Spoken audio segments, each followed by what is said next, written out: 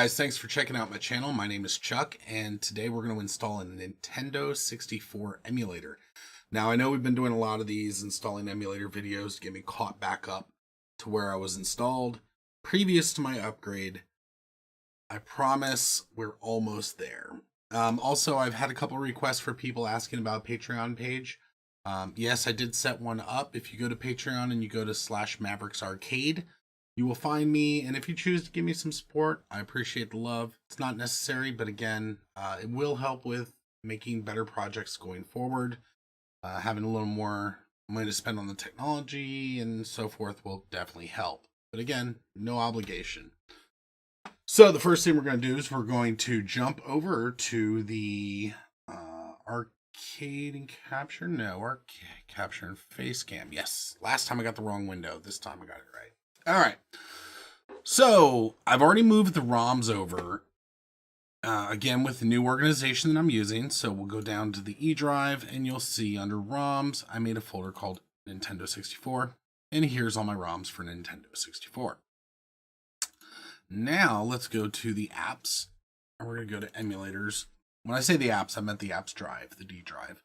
Emulators, I'm going to make a folder in here called Nintendo 64. And again, in case I want to install other emulators later, I'm going to make a new folder for Project64. This is version 2.3.2. Now, before we actually continue to move on there, I'm going to bring up a new window. I'm going to look to see if I can figure out which version I was using before. So I'm going to go to my E drive and go to my old drives folder, what I cloned the D to. Look at my emulators, look at Nintendo 64, and it was Project 64, but the question is, which version was it? Does it say in here? No, let's look at the executable. It was version 223. Now that's funny because this is 2203. And one thing I noticed when I was checking the current versions, again, download all your stuff through a VPN service just to be safe. We're going to go to the emulator zone and we're going to look at Nintendo 64. And then the best one still is listed as Project 64. Again, RetroArch, we are going to look more into. However, it is more of a front end that downloads a core, which would then be more than likely Project 64.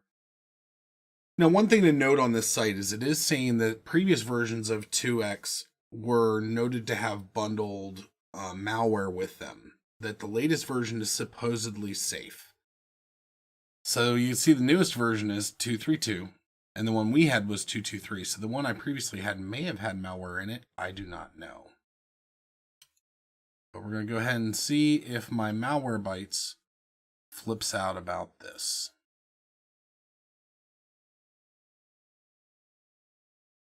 Let's see if this complains. So we're going to install this one into D drive Nintendo 64. And we're going to put it in here. And we're going to take off that because I want to have that subversion noted. So we're going to do that. There's the folder right there. We're good with that. We're going to hit next. Yep, the folder exists. We're going to install there anyway. We're not going to do a desktop mode icon, and we're not doing portable mode because we're not moving this around. This is a fixed install. And now we're going to, because my controllers are not Nintendo 64 controllers, I'm going to need assistance with mapping them. So I'm going to go to Google. I'm not sure why that thing is zoomed so bad. So let's do Control-0 to get it back to 100%. And then do Nintendo 64 controller. We're going to look for a good image of that to use as our model. Let's see. Can I see all the labels here? That is tiny. It's way too tiny. We need a bigger image. That actually may be good. what I'm looking to see is if that picture can be blown up.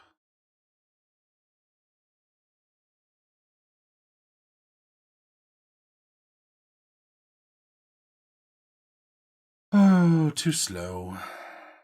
Let's see if I zoom in on that. Yeah, it's not zooming there. Try this again.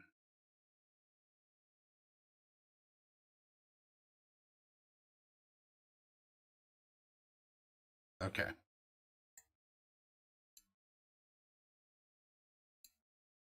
There we go. So that'd be good. Then we have the shoulder buttons. I really may want to check out these, because it would be nice for my daughter to actually have a realistic button experience with that.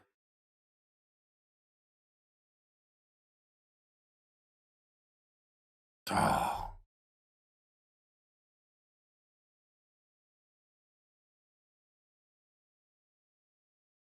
I want to order right now, but I'm not. Again, I've spent so much money. I don't have the free money to spend on that right now, but man, I would like to. It does look like they have a lot of other arcade retro stuff, so I'm gonna need to definitely check out that seller at another time. But in any case, we've got our controller information here. Let's go back to the page so I can zoom in and get those good details. There we go. Okay. Actually, I'm not sure what that middle stick is. I know the D-pad to start. Okay. Either way, we're going to try to use this picture. And now we're going to launch. This is the new install location. And this is the program with the check for install. We're going to go ahead and hit that. We're doing English. And we're going to look at the options here first. So we're going to look at choose ROM directory. So under File, choose ROM directory. This is where we're going to choose our default location for all of our ROMs.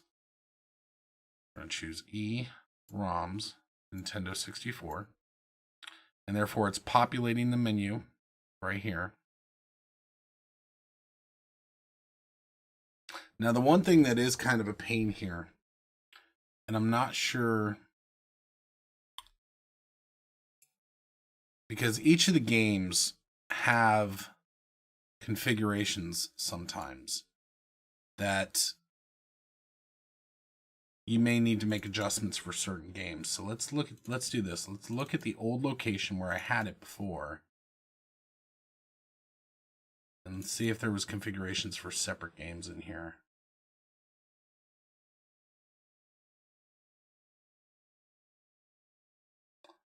Not seeing it.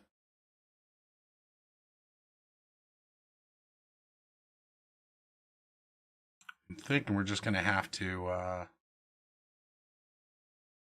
give it a shot and see where we're at. Well, in either case, we'll work through that issue now. So we have the ROM's location. We're going to configure the graphics plugin. So under Options, Configure Graphics Plugin. When we're at a windowed resolution, we still want to be as close to 1920 and 1080 as possible. So it looks like the highest I've got available on this menu is 1600 by 1200, but that is still higher than my 1080, so I don't want to go that high. Let's do 1280 by 960. Let me see, this one's better. That looks like the highest resolution I'm getting without exceeding the boundaries. Now our full screen resolution obviously is 1920 by 1080. Full screen sync. We're gonna leave it as copy memory for now. You may want to play test the double buffer and triple buffer. It's just affecting your image quality. Full screen anti-aliasing. We're gonna go ahead and put it up high because we are scaling the graphics way higher than they normally are. And my processor is like amazingly kick-ass. And my video card's a 2080 or 2060 in the arcade. So we're going to try it with 8 times here. It's probably overkill. You may want to go back and try scaling things up and down to see how it performs on your machine. But I know my machine is pretty good there. So Now let's look at the audio plugin.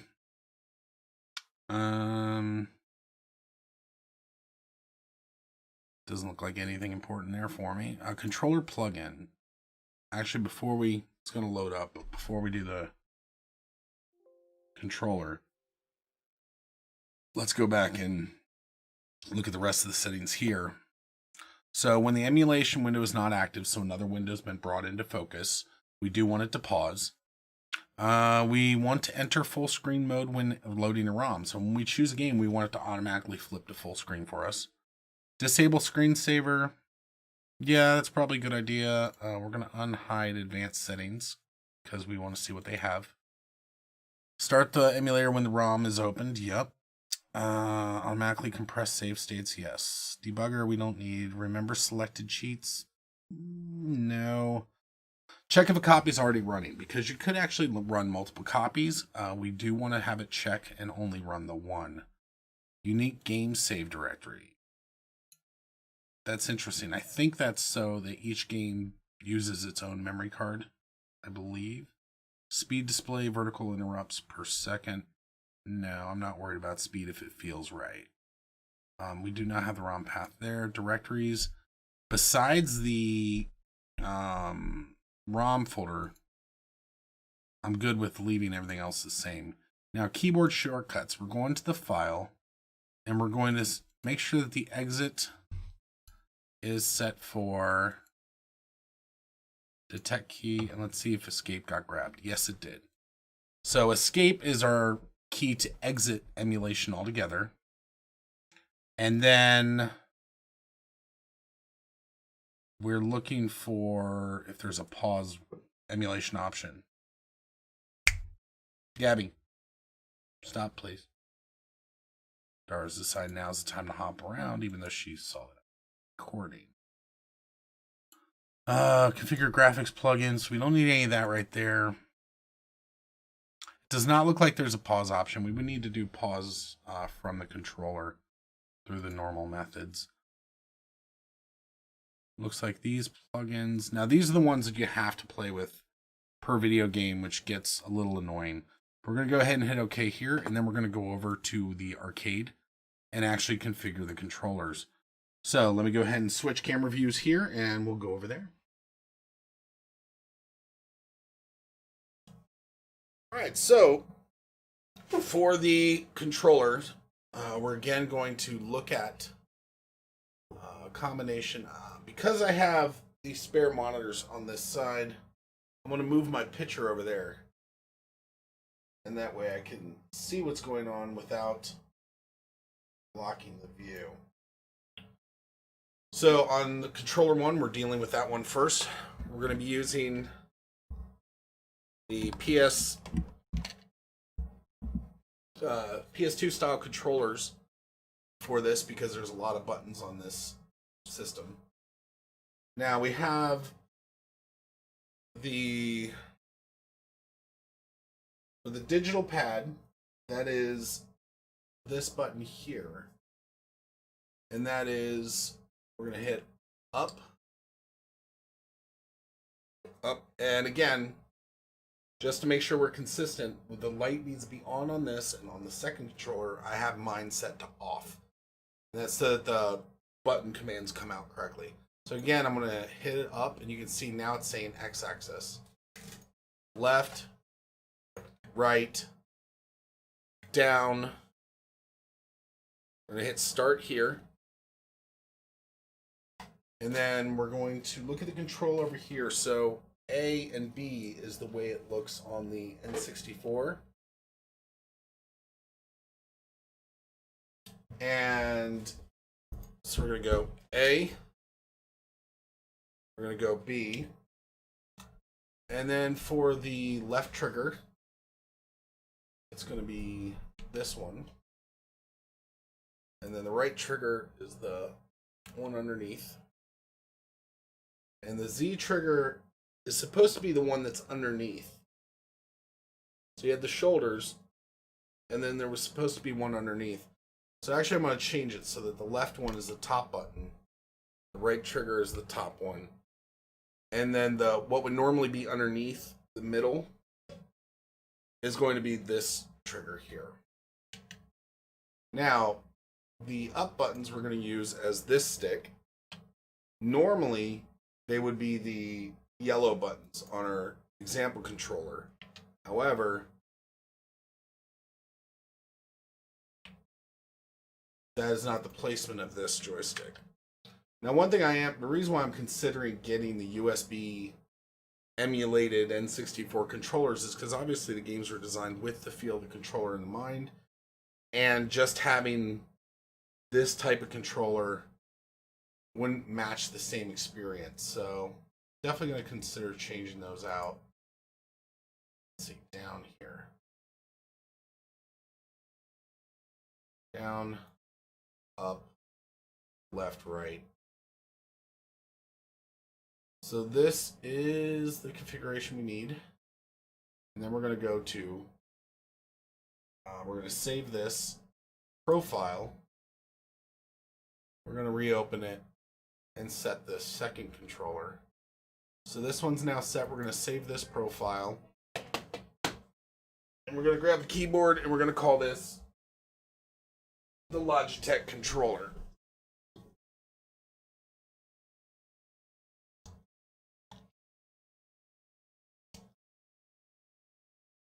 And now we're going to grab this controller, which is my other PS2 style controller. We're going to go here and we're going to call it plugged. And we're going to, on the D-pad, hit up, left. Now again, this light needs to be off on this controller. So up, left, right, down. Start, A, B, left trigger's on top, right trigger's on top, and the Z I'm going to put underneath. And then the C buttons we're going to do up on this side, left on here, right on there, and then down. And then we're going to do the same thing on this one, up, left, right, and down. Then we're going to save this profile as, what's this one? This controller, I think, TTX Tech, whatever the hell that is. TTX Tech. So we now have the controllers for both of these set up. Yeah, it would be nice to get some actual N64 controllers in here. But the same thing is I wanted that too for the GameCube. I have so many controller demands. But I'm going to be checking out some options that may help us with actually swapping them a little bit better. So there's a couple things I'm researching for that. But let's see. There's some polygon tearing that it knows about here. Let's try... Intro's too fast, so there's some known bugs with some of those. Let's see. I definitely didn't play this game as much as some of the other games out there, so let's do Mario Kart 64. It went full screen as requested. Picture quality looks really good. The sound is coming out. The question for me is going to be is how good at speed is this? So it's a little bit blurry, but again, that's because it was made for a lower resolution. But it looks like the control inputs are going good. Let's go ahead and just start something. Mario. You see there's a little bit of tearing in here. But again, this is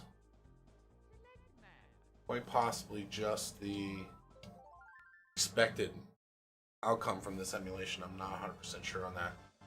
Let's see. Actually, this is rendering much better than it was. I'm not sure the buttons here, honestly. That was a hot button. The button... Okay, so this was my acceleration button. And actually, that seems to be emulating alright. It's a little bit slow, though. But I don't think that's... the...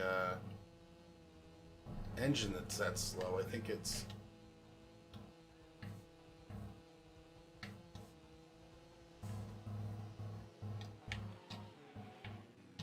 Yeah, because the game itself seems responsive. I'm used to also the much newer Mario Karts, so I don't know. The game doesn't feel laggy, it just feels slow, like driving.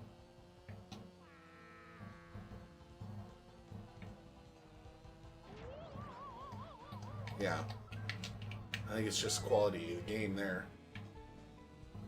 In any case, so that's that game. Now when I hit escape, that exits out to here. I'm going to open a different ROM. Let's try 09. Let's give that a shot. And it goes back again. As in my other videos, I'm testing two emulators, or two games. Okay, it's clicking through fast. It's moving fast. That was a much sharper image for the GoldenEye. And yeah, so this is responding very fast. Let's see, it loads up.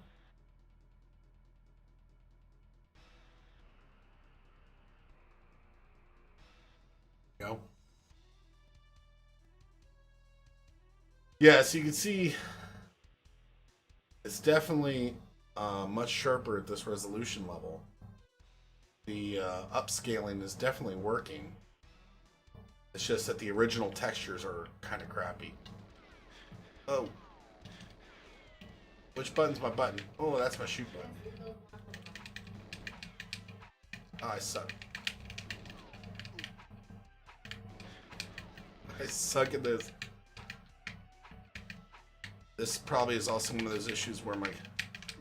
Not one, I don't know the buttons. Two...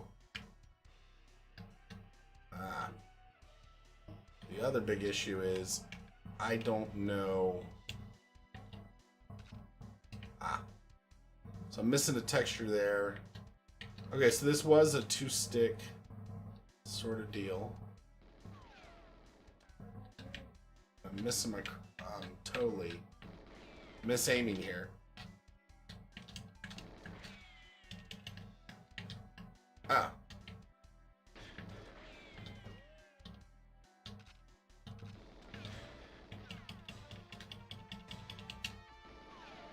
I don't know if it's the game or me, or I upscaled it too much, but I suck. Anyway, so we're going to go ahead and we're going to escape the emulation here. Close the emulator.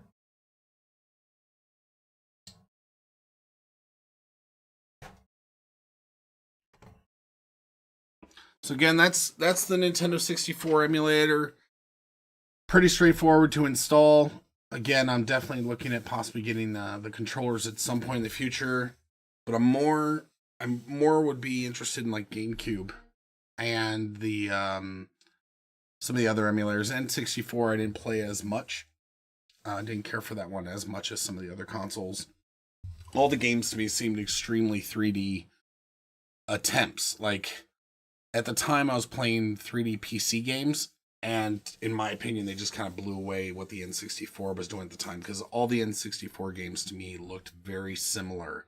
There wasn't much creativity as far as everything being a completely different experience. Whereas with most of the other consoles, you would have, top-down views, you'd have side scrollers, you would have some 3D, so forth. Everything with an N64 to me just seemed kind of pigeonholed. So anyway. But that was the N64 install. Again, just heads up if you feel like you're one of those people that have been saying, hey, I wish you had a Patreon account. I do have one now. Check it out. And I do have more YouTube videos coming out soon.